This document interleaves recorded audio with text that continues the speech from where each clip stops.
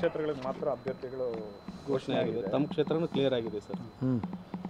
ಅಲ್ಲಿ ಸ್ವಲ್ಪ ವಿರೋಧ ಇತ್ತು, ಆದರೂ ಕ್ಲಿಯರ್ ಆಗಿದೆ. ಹೇಗೆ ಸರ್ ಈಗ ಮುಂದೆ ಒಗ್ಗಟ್ಟಿಂದ ಕೆಲಸಗಳಾಗ್ತಾ ಏನು ಕತೆ ಅಂತ? ಎಲ್ಲ ಒಗ್ಗಟ್ಟಿನಿಂದ ಕೆಲಸ ಮಾಡಬೇಕು. ಆ ಸೀಟು ಗೆದಿಯೋ ಸೀಟು, ಗೆದಿತಕ್ಕಂಥ ಸಾಧ್ಯತೆಗಳಿದ್ದಾವೆ. ನಾವು ಗೆದಿಬೇಕು ಅಂತೇಳಿ ಎಲ್ಲ ಪ್ರಯತ್ನವನ್ನು ಮಾಡ್ತೀವಿ, ಗೆದಿತೇವೆ.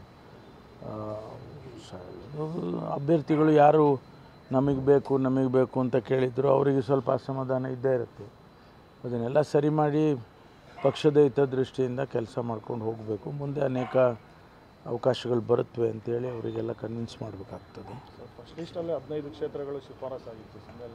ನಾವೇನು ಮಾಡ್ತಾರೆ, ಅದೇನು ಪ್ರಾಸೆಸ್, ಕಂಟಿನ್ಯೂಸ್ ಪ್ರಾಸೆಸ್. ಇವತ್ತು ನಾಳೆ ಮಾಡ್ತಾರೆ.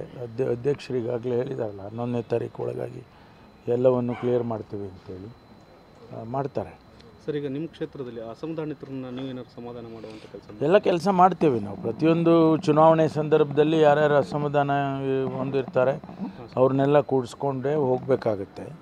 ಅವರನ್ನು ಮನವೊಲಿಸಿ ಅವರಿಗೆಲ್ಲ ಪಕ್ಷದ ಹಿತದೃಷ್ಟಿಯಿಂದ ಕೆಲಸ ಮಾಡಬೇಕಪ್ಪ ಅಂತ ಹೇಳಿ ಕೆಲಸ ಮಾಡ್ತೀವಿ ಸರ್. ತಮ್ಮ ಬೆಂಬಲಿಗರು ಕೂಡ ಸಾಕಷ್ಟು ಟಿಕೆಟ್ ಕೇಳ್ತಾ ಇದ್ದಾರೆ ಸರ್, ಅವ್ರಿಗೆ ಆಗುತ್ತಾ? ಆ ರೀತಿ ಏನು ಗೊತ್ತಿಲ್ಲಪ್ಪ ನನಗೆ. ಯಾರು ಅಲ್ಲ, ಎಲ್ಲ ಸೆಂಟ್ರಲ್ಗೆ ಭಾಳ ಜನ ಆಕಾಂಕ್ಷಿಗಳಿದ್ದರು.